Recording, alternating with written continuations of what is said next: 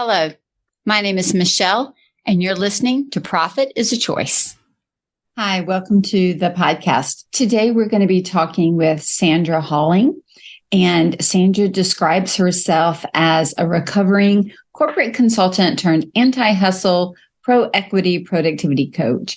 We're going to be discussing all about listening to ourselves, having an awareness, and then creating some opportunities to protect ourselves while we're also building our firms. And so it was just such an awesome, fun conversation, but also one that helps you think deeply about caring for yourself, caring for your business so that you can care for your clients. So enjoy the podcast, and I'm excited to have Sandra with us. Every day, empowered entrepreneurs are taking ownership of their company financial health and enjoying the rewards of reduced stress and more creativity. With my background as a financial software developer, owner of multiple businesses in the interior design industry, educator, and speaker, I coach women in the interior design industry to increase their profits, regain ownership of their bottom line, and to have fun again in their business. Welcome to Profit is a Choice.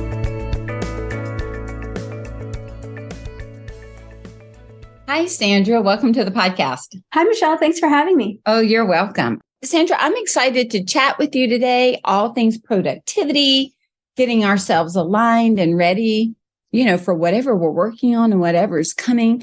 I would love if you would start by just sharing with our listeners a little bit about you and what brought you to the business that you have today. Yeah. So I was a corporate consultant. Now I refer to myself as a recovering corporate consultant because it's absolutely an industry that can burn you out. And it was, mostly a problem of wanting to take really good care of my clients. And they were large enterprise level firms. And I was meanie mite over here. And it was tricky to balance their needs with what it looks like to actually run a successful solo consulting agency. And I did. I burnt myself out. And then I started looking at what are the challenges, really digging into sort of a professional excellence perspective on how do you embody really great client service, but not being a doormat, right? Because that's often what it looks like. These ideas of the customer is always right and that kind of thing. And if that's the mindset that we go into it with, we're putting ourselves at risk for not having the solid boundaries that we need to take care of the business and make sure that we're taking care of ourselves. So that was sort of my transition or my transformation. I remember one day I had done an amazing amount of work in hindsight that week, but my brain was telling me something completely different, a totally different story. And I had to put my foot down and say, you know what, the only thing that could make this better would be perfection, and perfection does not exist. So we're going to stop now and go to yoga and enjoy the weekend. And this work will be here come Monday morning. And that was a turning point for me to say, hey, I have to put my own needs not even at the top of the list, although I do encourage that now for sure. But my needs weren't even on the radar screen. They weren't even on the plate, And so that was the unfolding that I had to go through to get where I am now, where I help other people do that same thing, prioritize self-care while still getting lots and lots of important things done. You made so many comments in that have my brain firing. One of the things I always have said and continue to say is, people can only walk on you if you lay down. Totally.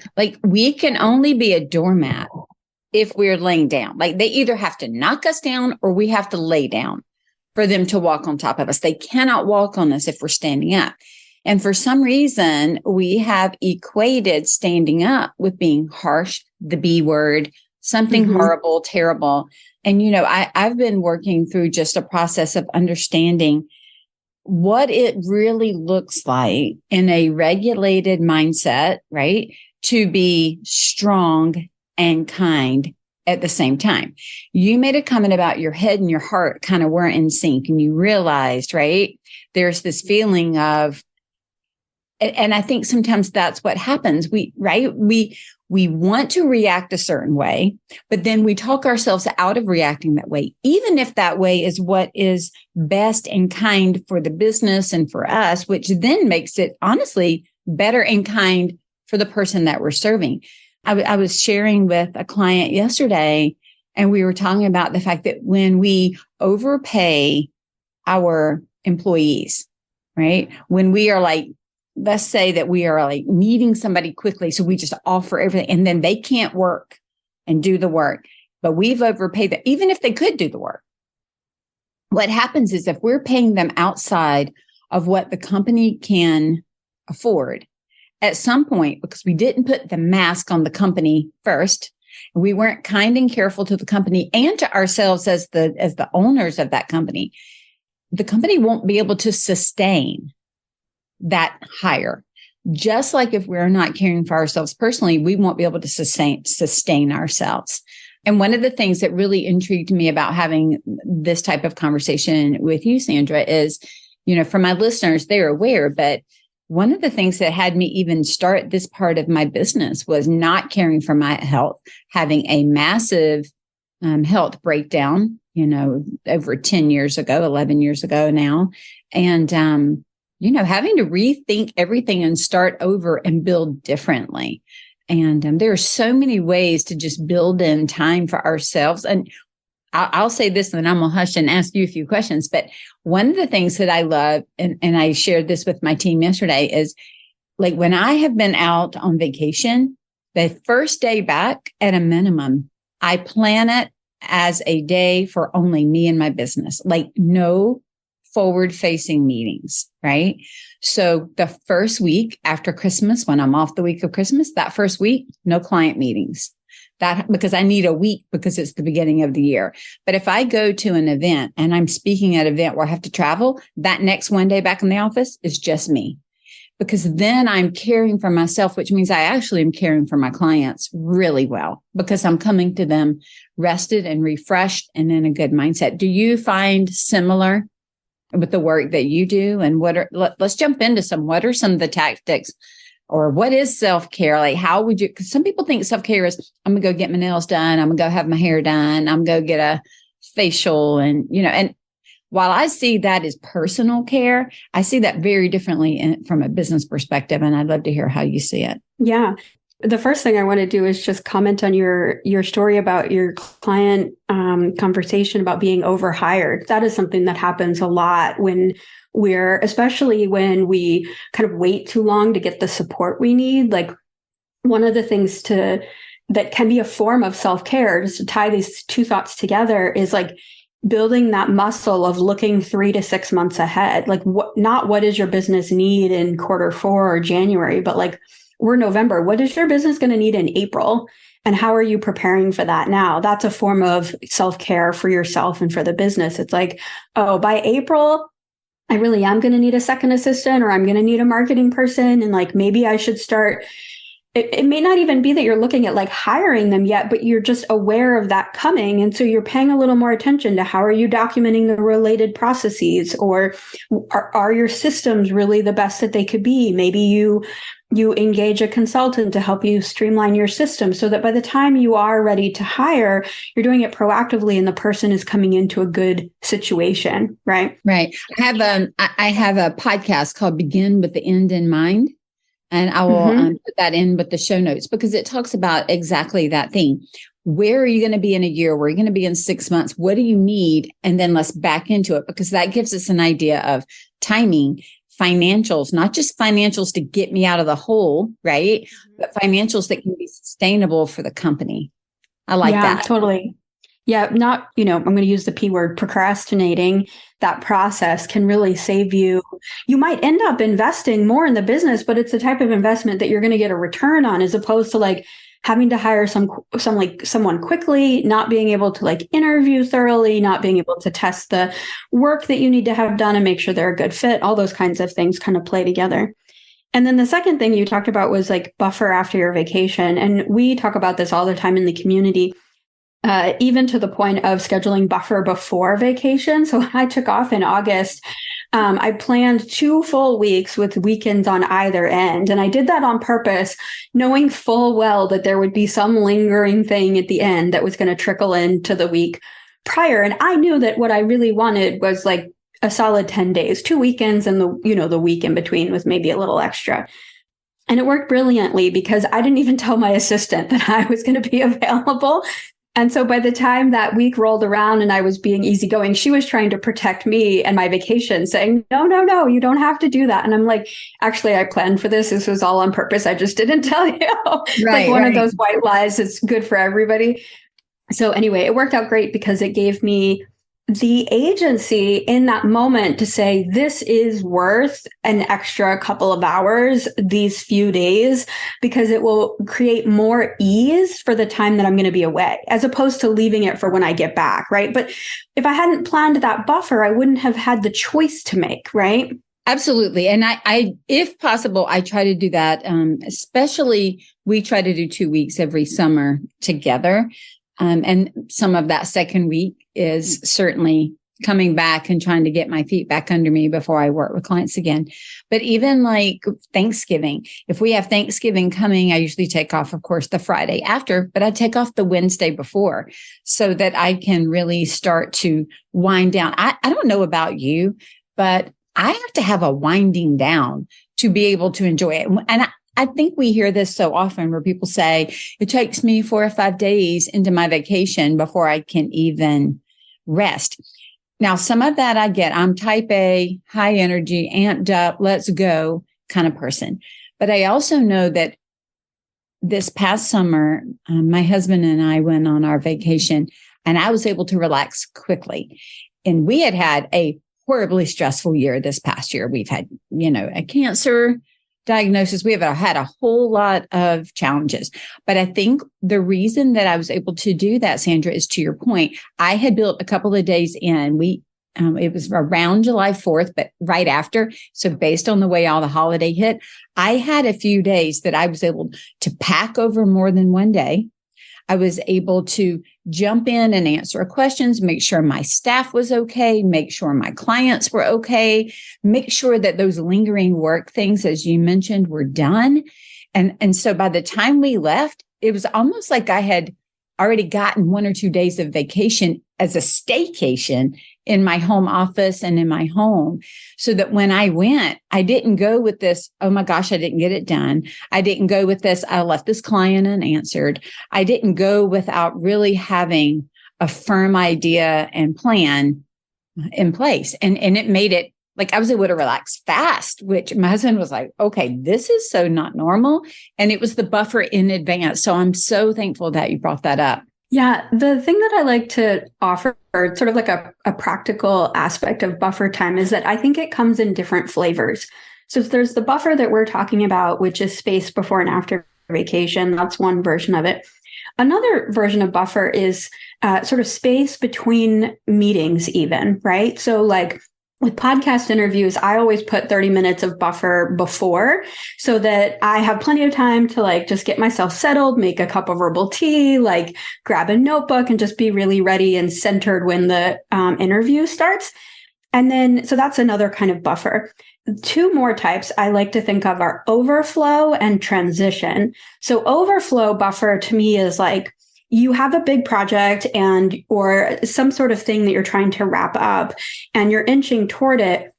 Those are the weeks where I feel like having extra overflow is good. Like it's good to have overflow regardless, so that whatever you weren't able to get done in the amount of time that you allotted, you can plug into that overflow space. If you're planning your week so tightly that there's no overflow at all, that's when we start to, I think, people start to feel behind on their tasks, their to-do list. So there's having overflow in general, but then particularly when you have big projects or like at the end of the year or whatever. So like we're not traveling for Christmas this year, and I have that whole week right before Christmas where I'm not doing client calls, but I'm not worried about whether I'm off or not. That is sort of my overflow to like wrap things up, tie off the year, and make sure that I like really can rest the week between Christmas and New Year's before we come back.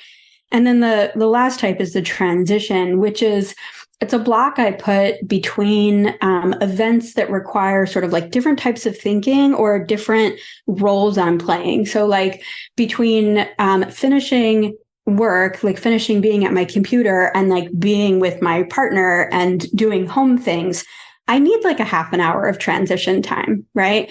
And I imagine that would be true, like if you have little kids or whatever, like having that block to say, I'm not doing this thing anymore, but I'm not ready to do the next thing yet either.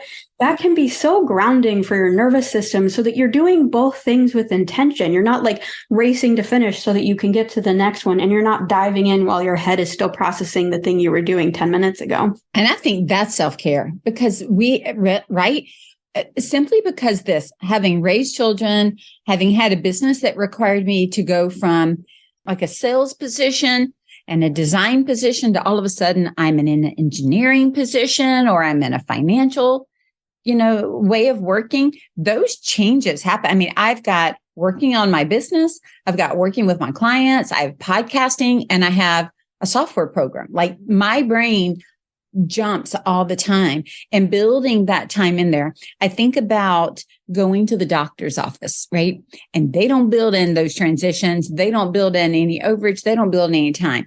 I got to the dentist the other day for an 8:45 appointment. I like to make them right after lunch, or I like to make them first thing in the morning because that's right before their buffer, right? And let me come in, get in, get out.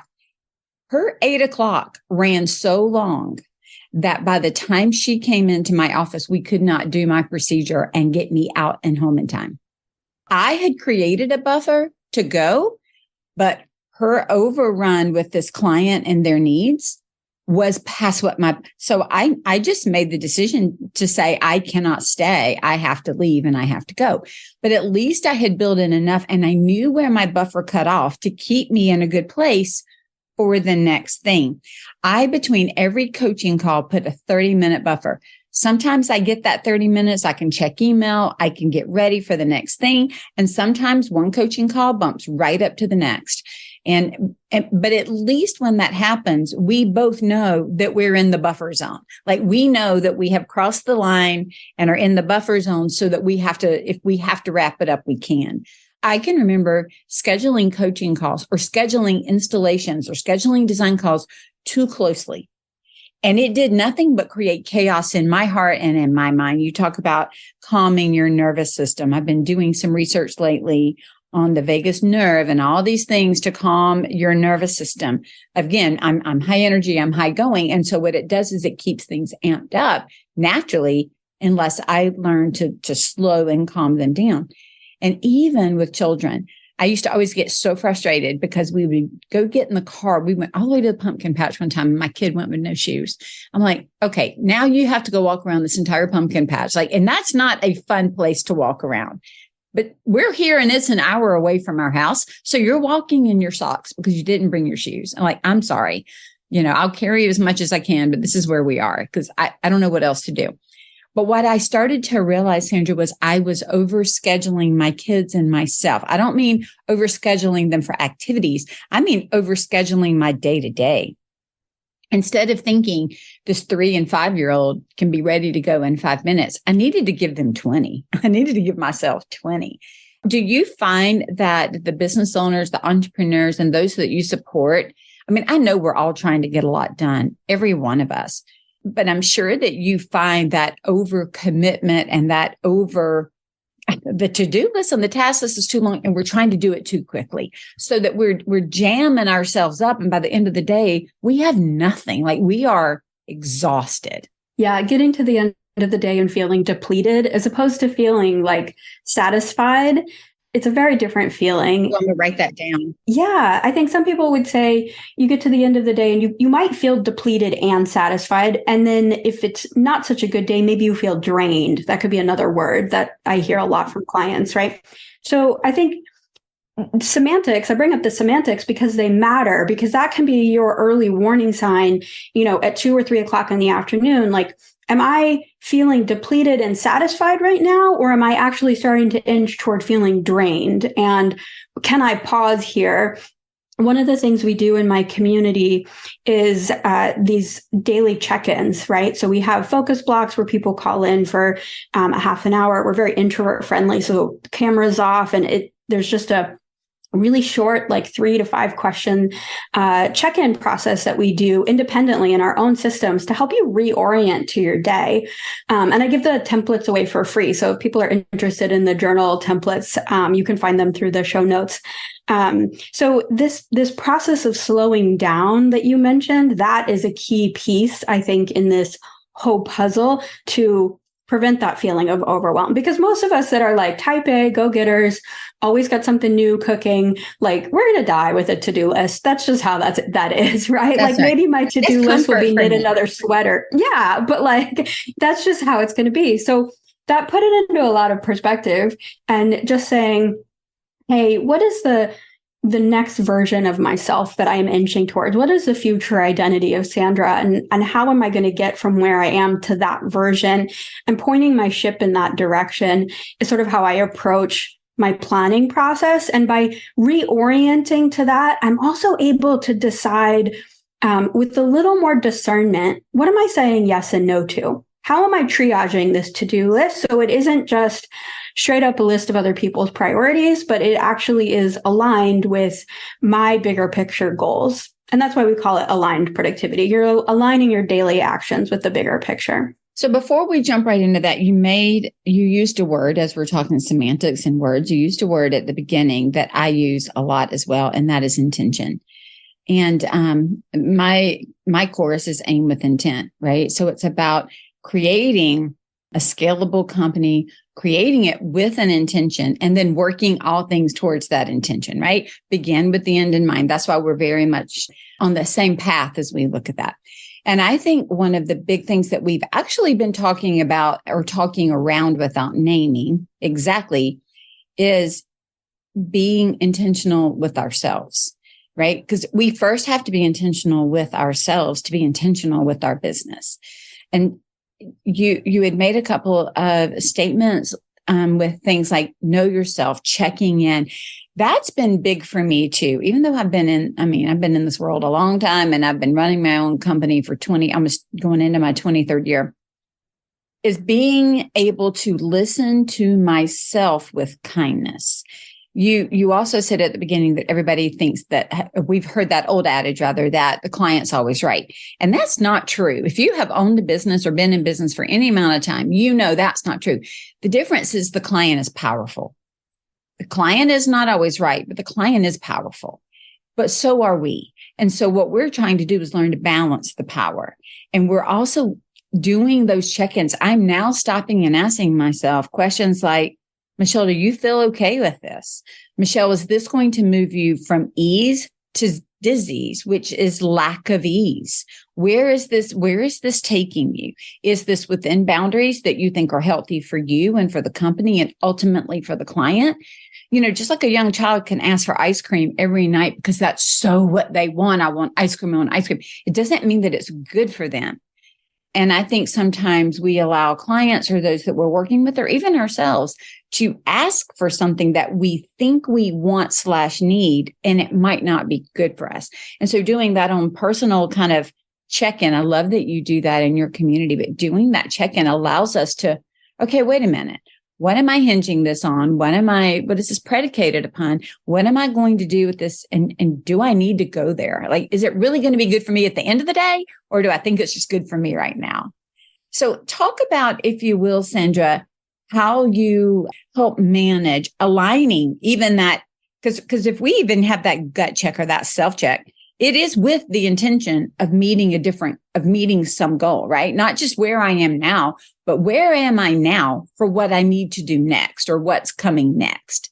So can you talk about how you kind of connect that overarching, here is the big strategy. Now, what do I need to do in the moment and in the next few moments to connect to that? Yeah, so there's a couple of pieces. I mentioned earlier the idea of having a future identity, and I think that's really important component of it. The other thing that I talk about is the difference between goals and states. And so goals to me are outcomes. They're metriced, they're clear, they're specific, when you've got them. Whereas a state is like an emotional state. So it could be something like I am brave, right? Or I am conscientious. And we use those types of states to help support the future identity. They're framed like a future identity. The bigger picture future identity might be, I'm a successful business owner with gross revenue of X dollars or whatever. Like that might be the future identity. Okay, well, how is that person, that future version of yourself, actually behaving? What do they believe about themselves right now? And then, so it's great to have the metric, like I want to have X number of sales calls or this much revenue. Those are all great, but they're often lag indicators. They show up after the fact. So you only have so much control over that. Whereas if we look at the tasks that we're doing through the lens of the identity that I'm brave or I'm conscientious, sometimes that can create a lot of clarity and also a lot of freedom. Because for some people, a lot of the people in my community, there's a fair number of them who are either neurodiverse, they have ADHD, or they have some sort of chronic health challenge too, which makes the traditional planning and productivity like extra hard. And so creating like a positive self-concept, boosting self-esteem, increasing the confidence that they too can do hard things, even if it doesn't always feel that way, really goes towards allowing them to have that future identity, be clear about that state, the emotional state that's going to help support the best decisions. And then that leads them to, again, deciding what tasks are next in terms of achieving that goal. I love the whole idea of future identity.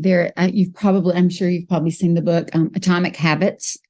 I love that book.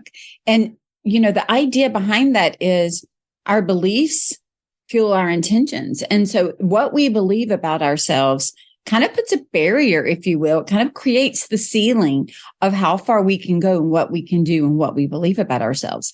And if we believe that we're a warrior, we're going to be a warrior. If we believe that we are brave, we are going to be more brave. If we believe that we have the ability to understand our financials, hint, hint, wink, wink to everybody listening, then we're going to have the ability to understand our financials. So I think a lot of it comes down for sure to what we believe. I know I even went through a kind of a big shift in 2019, sitting down and really asking myself, what was my identity? What do I really believe? And finding some areas where what I truly believed did not align with what I wanted to believe or what I thought to in my mind be true. It had not made the trip, right? From my head to my heart. And so I had to stop and do some work around that to say, what's driving that belief system? Because then that's driving my intention. That's driving my goal setting. It's driving what I believe about myself. It's driving how I care about myself. And even the new work that I'm taking on or not taking on. And so then every day has become a new way of thinking about who am I? What do I believe about myself? And then using that to inform my next decision making, right? Mine had to do in that case a lot with my belief system around being athletic. I never saw myself as athletic. And by not seeing myself as athletic, I was not prioritizing working out and going to Pilates and doing the things that made me feel better. But once I started identifying as someone who is athletic, as an athlete, well, athletes get up and go. So if I'm an athlete, I better just get up and go. Like it changed my behavior with my own state and with the goals that I set. Yeah, I love that. One of the things it reminds me of is particularly when you mentioned the I am a warrior, or I can understand my business finances. Those things that can sometimes feel confronting, or like you can say them, but you don't believe them yet. Those can be really hard, right? So I just wanted to offer to the listeners a way of sort of approaching that. And what I would say is you break it down to a simpler or smaller belief to start. So it could be, I'm learning to understand my finances. Yes. So, right. So if you're like in an active learning ability to. Yeah, exactly. So like, if that's true, okay, that means I'm going to do what? I'm going to spend the time to develop that skill set or that understanding. And then the other piece that you mentioned about, connecting from the head to the heart is, I believe that worthiness, enoughness, and empowerment are inside jobs, right? Like nobody can give that to you. You have to give it to yourself. Can you say that again, Sandra? That was good. Yeah. worthiness, enoughness, and empowerment, I believe that all three of those things are inside jobs. So you can't, no one can give them to you. You have to give them to yourself. And in order to do that, you have to have the permission to believe that you're worthy, the permission to believe that you are enough right now as you are, not after the next milestone, but today, right? And that is what creates the empowerment to say yes and no to the right things. And I think where coaches and consultants like myself and like Michele come into play are like, we hold up that mirror so that you can start to see yourself more accurately in the lens that we see you, where you are worthy and you are enough and you are empowered and you can do the hard things. It's so funny. One of my dear friends, Susan, I've made a comment about this on the podcast before. One of the things that she said to me was this was probably in when did I start this? I started coaching in 2013. So this was probably in 2009, 2008, 2009. So even before, this is before I bought the prior company and all that. And she said to me at lunch one day, she said, Michele, I cannot wait for you to see yourself the way we all see you, because you will be a power to be reckoned with. It's kind of like, you don't even know what we see in you. There is a power. There is an opportunity. And I do think you are so right, Sandra. Like when I'm working with a new client, I get I'm happy with all my clients, but that initial moment, right, of looking in and digging in and diving deep and seeing the potential and seeing what's working really well and seeing their superpower, that initial moment is so thrilling for me to be able to say, oh my goodness, look what you've done. I spoke to a deep dive, a new client yesterday in a deep dive, and I'm looking at her books and she's saying things like, I don't really understand my financials. I'm just going with my gut. Her numbers were amazing. She didn't even know how amazing they were. I mean, they were like, whoa, what are you doing? Amazing, right? To the point that I was like, oh, I hope that your financials are in the right place, because if everything is in the right place with the bookkeeper and the accountant, this is awesome. Like the opportunity before you. She didn't even know it.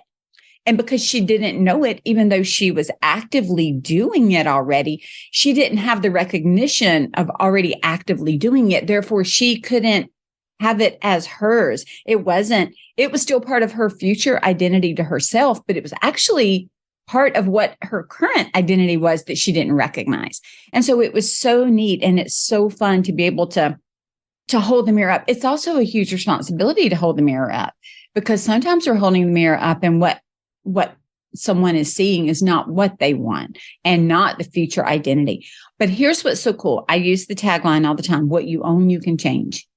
If you own it, you can change it. So if you own, this is my current identity, my current state, my current goals, my current strategy, my current whatever it is, fill in the blank, house, hair, like I can change that. So if this is not serving me now and it's not serving me later, then I need to identify what will serve me, my community, my clients, my bank accounts. And then we can align back to that, like that future person, that future identity.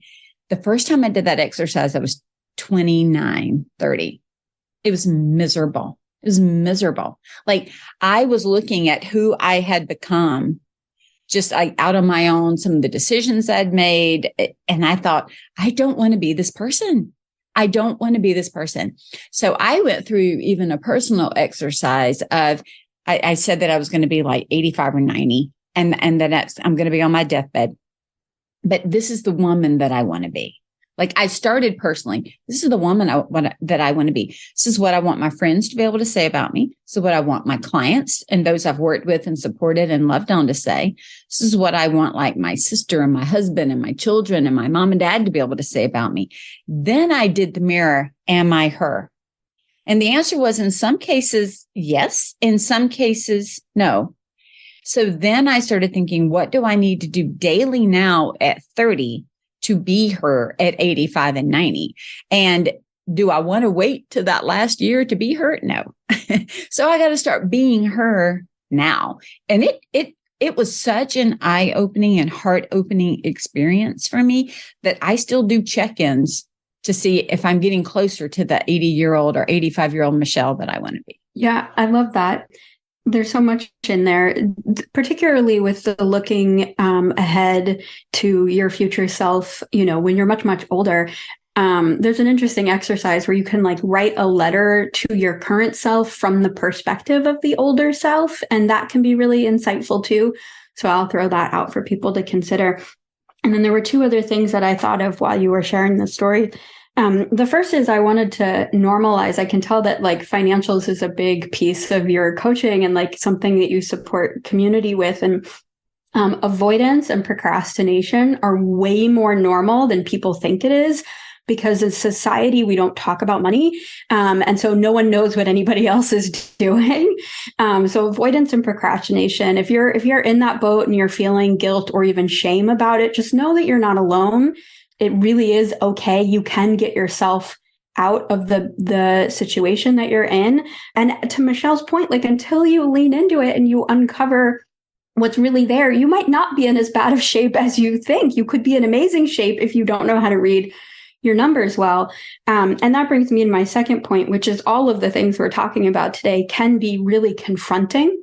And that's just something that needs to be acknowledged, I think. But it also, it is why having a coach or a consultant or a community like Aligned Productivity that can witness you when things are good and witness you when things are hard is so valuable. We use the word community a lot, and it doesn't, I don't think everyone fully understands the meaning. When I say it, I mean shared values. So there is more of a deeper alignment. You can't have shared values with the 3 billion people on Facebook. So social media is not a community. Do you know what I mean? That's why we need to, I think, intentionally choose where we're going to spend our time. Who are the 5 people you're spending your most time with, that kind of thing. Who are the 150 people you're spending the most time with? What does your larger community look like? And are they lifting you up? Right. Well, and I love that you're talking about them seeing you, because that's the same kind of thing that we're building at Scarlet Thread, right?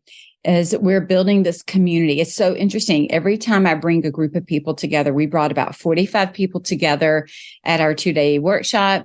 And I had, I think 9 people at my elite retreat. And every time somebody comes up to me and says, or multiple somebodies come up and say, we are all very different, but we're so alike. We're so alike. How do you, Michele, keep pulling together this group of people that is so supportive? I mean, to the point that people are willing to stand up and say, this is what I did, or this is what happened, or this is where I screwed up. And then yesterday, this is where I succeeded. This is where I've doubled my revenue. So there's that safety for both. And it's so funny that you say it, Sandra, because what I say to them is, I only work with people whose values align with mine.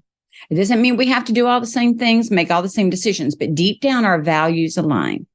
And so if you are all coming to me and I am making sure that you align with me, then we all align with each other.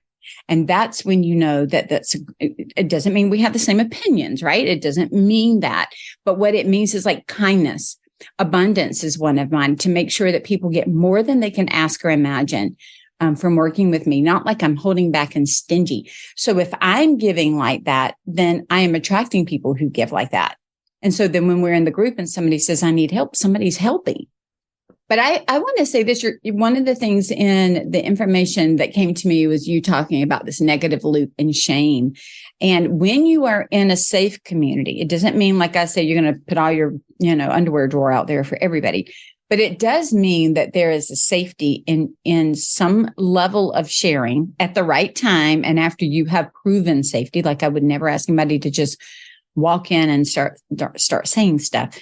But when you have proven that there is safety and you feel safe, there is a sharing that does allow you to even hold up your own mirror or to put things out there that maybe you're not necessarily proud of or that you want to do again. But you're doing it in a way that allows you to get support and to be loved and to be seen and heard from a different perspective. And that changes things. That normalizes mistakes and failures and why we have this idea that everything has to be perfect all the time. I don't even know where it came from.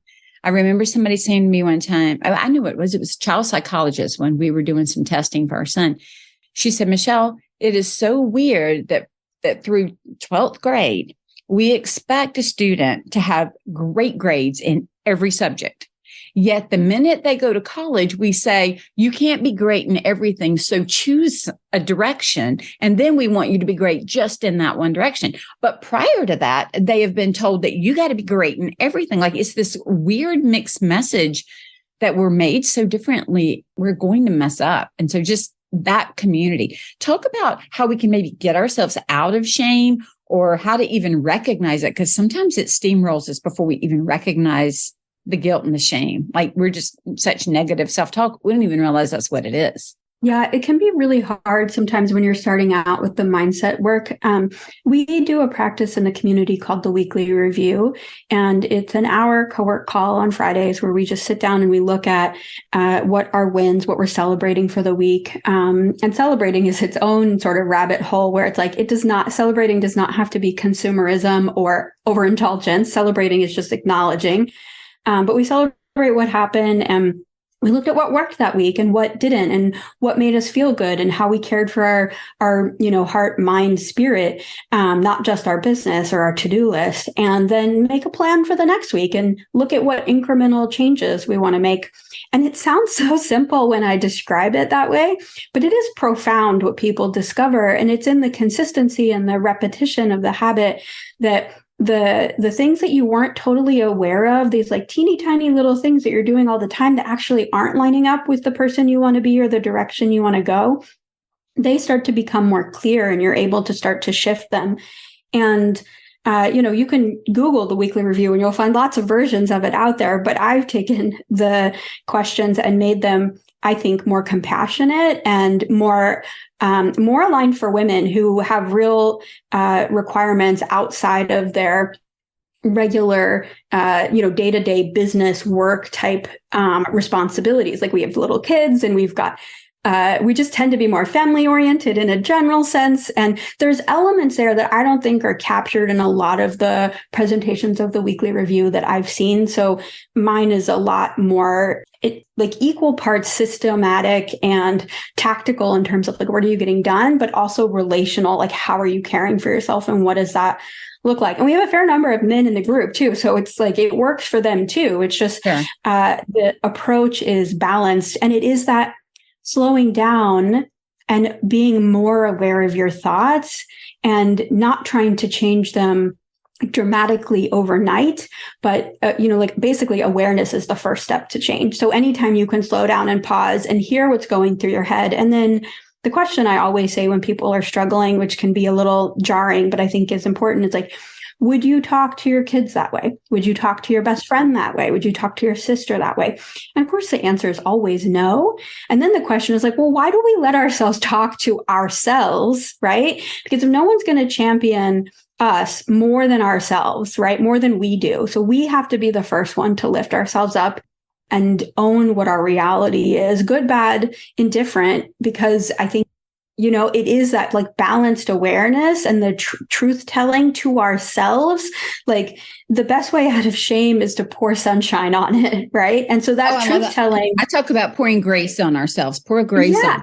Yes, exactly. It's same stuff. Right. And whether that sunshine or grace is like, out in the world or with a trusted coach or in a safe community, there's also an element of just doing it with yourself, like being honest with yourself. That is really where it starts. So the idea here is that this is a practice, right? It's not a once and done. This is a habit. It's a practice. It's something that we're thinking about. I don't know, some of you may remember for about 3 or 4 years, I put out a planner. And part of that planner was every day looking at your to-do list and going, what can I take off that just doesn't really need to be done? It's what can I delegate? What can I automate? That kind of thing. But then it was, how do I feel about myself? What is my check-in? What am I going to need to do to make myself feel healthy and whole? When I talk about leading a balanced life or a centered life, it's what is that to me? What is it that makes me feel good about my life? If I were to say, going out with my girlfriends twice a month to have dinner, I need to put it on my calendar and plan it, and then I can make it happen. But it's really going further than just using broad strokes to define things. It's listening to ourselves, as you suggested, Sandra, to say, what does that really mean for me? I'll show you a couple things that I have as my own reminders for who I want to become. This is the future, current and future that I'm working towards. So you can see my stickies here, right? And so one is kind leader, gracious manager, active listener, decisive action taker, and supportive guide. And then the other one is a reminder to myself and to others to be kind, to be soft, and to be curious. And when, it's so easy for me, I can probably say for most people, to give that gift to other people. But like your question, would you speak to your best friend like that? Would you speak to your child like that?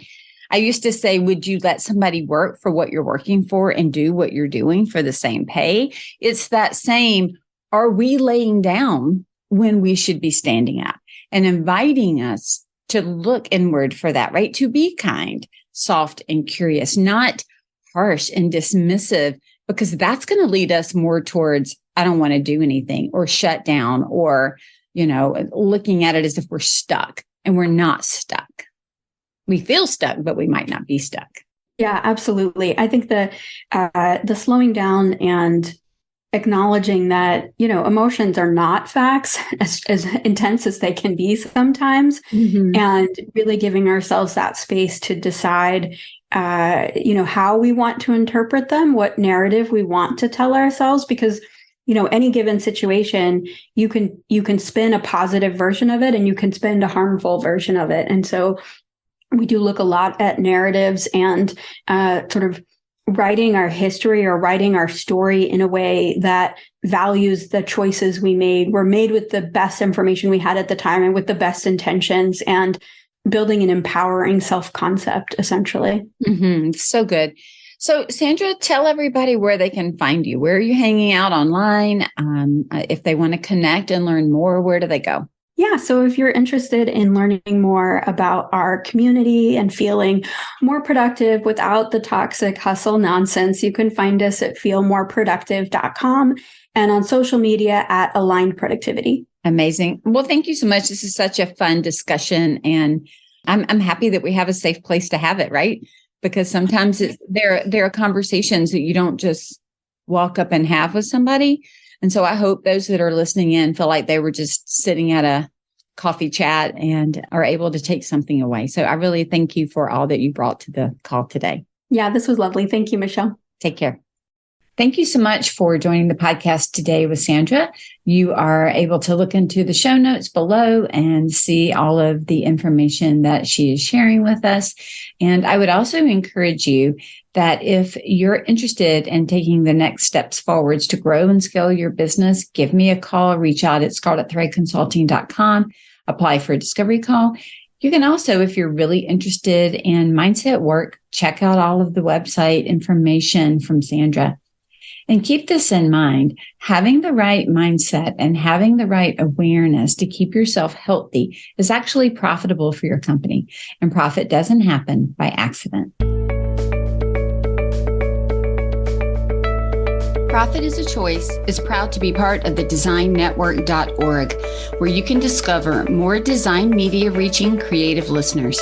Thanks for listening, and stay creative and business minded.